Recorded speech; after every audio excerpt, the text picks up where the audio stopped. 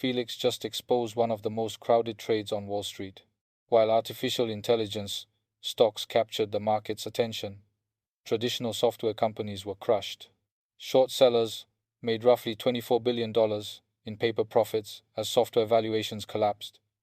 The narrative was simple: AI will replace software, AI agents will destroy subscription businesses, and every company selling traditional software is already obsolete. But crowded trades have one dangerous weakness. When everybody stands on the same side of the boat, it does not take much to flip the entire position. Welcome back to Broken Economy. I am Ren. Today, we are decoding Wall Street software short, the rubber band effect, and 3 companies Felix believes could benefit if the market's AI narrative has moved too far. But first, one correction matters. $24 billion was not necessarily the amount hedge funds invested in the trade. It was the estimated mark-to-market profit earned by short sellers, as the software sector lost roughly $1 trillion in market value. That distinction matters. The trade has already worked. The question is whether it has now become too successful. Over the last 2 years, semiconductor companies and AI infrastructure names captured enormous flows. Software moved in the opposite direction: Adobe, Salesforce, ServiceNow, Workday, Oracle. Many of these businesses continued producing revenue and cash flow, but investors stopped asking how profitable they were. They started asking whether AI could replace them. That is momentum. Momentum does not ask whether a company is good. It asks whether the price is already moving. When a stock rises, systematic funds buy more. When a sector falls, momentum funds reduce exposure. Analysts cut targets. ETF flows weaken. Short sellers increase positions. The falling price becomes evidence supporting the original narrative. Then the narrative creates another round of selling. That is how a market story becomes a machine. But the same machine can reverse. Imagine a software company reports that customers are not canceling. Revenue remains stable. Margins improve. Management announces a buyback, or AI becomes an additional feature instead of a replacement. Suddenly, the original short thesis weakens. A normal investor can simply stop selling. A short seller has a different problem. To close a short position, they must buy the stock back. That creates forced demand. If enough short sellers try to exit together, the price rises. The rising price creates losses for remaining shorts. Those losses force more buying. That is the rubber band effect. The further the positioning stretches in one direction, the more violent the reversal can become. This is not the same as saying every beaten down stock will recover. Some software companies really will be disrupted. Some business models will disappear. Some companies are cheap because their products are weak. A short squeeze can lift a bad company temporarily. It cannot create a durable business. That is why the fundamentals still matter. The first name Felix highlighted is Commvault. Commvault operates in data protection, backup, recovery, and cyber resilience. That matters because AI does not reduce the need to protect data. It may increase it. More automated systems mean more data. More data means more attack surfaces, more ransomware risk, more operational dependence, and a larger cost when systems fail. Commvault reported approximately $1.18 billion in fiscal 2026 revenue, up 19%.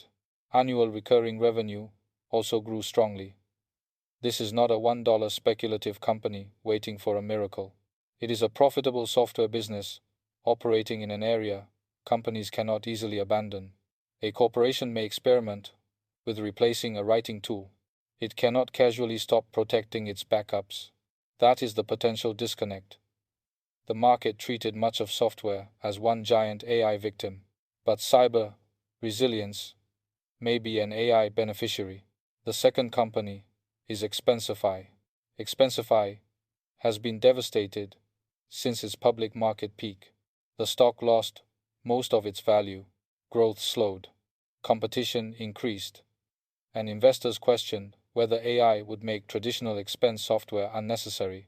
But the company is not simply ignoring AI. It has been integrating automation into expense management while expanding its card business. Expensify also has authorization to repurchase up to $50 million of Class A shares. That does not guarantee management will use the entire authorization. And a buyback does not automatically fix a weak business. But at a depressed valuation, repurchases can reduce the share count and increase pressure on short sellers if operating results stabilize. This is the highest risk name of the three. A stock falling more than 90% does not mean it must rebound. Sometimes the market is correctly predicting permanent damage. The opportunity exists only if the business survives, cash burn remains controlled, and management proves that its product still has a reason to exist. The third name is Mara Holdings. Most investors still see Mara as a leveraged Bitcoin miner. That remains a major part of the company. But Mara is trying to expand beyond mining into energy and digital infrastructure. The company agreed to acquire Long Ridge Energy and Power for approximately $1.5 billion, including assumed debt. The transaction would add a large natural gas power plant and an Ohio campus that could support data center development. The deal still requires regulatory approval, so this is not yet a completed transformation. But the strategy is clear. Mara wants to control more of the power underneath computing. That matters because AI's biggest bottleneck may not be chips. It may be electricity. Data centers require reliable power. Grid connections take years. Companies that already control generation sites and land may become strategically valuable. Mara also carries unusually high short interest. Recent estimates place roughly 1/4 of its public float in short positions. That creates potential squeeze fuel. If Bitcoin rises, the Long Ridge transaction closes, or Mara secures a major AI tenant, short sellers may rush to reduce exposure. But this is not a guaranteed 400% explosion. High short interest can signal opportunity. It can also signal serious balance sheet, dilution, commodity, and execution risks. Mara is borrowing heavily to pursue the Long Ridge deal. Bitcoin remains volatile. Energy projects require major capital. And a planned data center is not the same as a signed, profitable customer contract. So what is the larger lesson? It is not that buy and hold investing is dead. Long-term ownership of diversified productive assets remains one of the strongest wealth-building systems available to ordinary investors. The real warning is against blind buy and hold. Buying one company and refusing to examine whether its competitive position has changed is not investing. It is loyalty. Nokia was dominant. BlackBerry was dominant. Cisco was one of the most important technology companies on earth. A strong past does not guarantee a strong future. But the opposite mistake is just as dangerous. Selling every traditional software company because AI exists assumes disruption happens instantly. Large enterprises do not replace critical systems overnight. They have contracts, security requirements, compliance rules, employee training, data integrations, workflows built over decades. A company with 100,000 employees cannot simply cancel its entire software stack because a new chatbot appeared. AI may replace some software. It may also become a feature inside the software customers already use. That is why this trade is becoming interesting. The market may have correctly identified disruption, but it may have priced disruption as extinction. Those are not the same thing. The correct strategy is not to chase every beaten down stock. It is to separate three groups.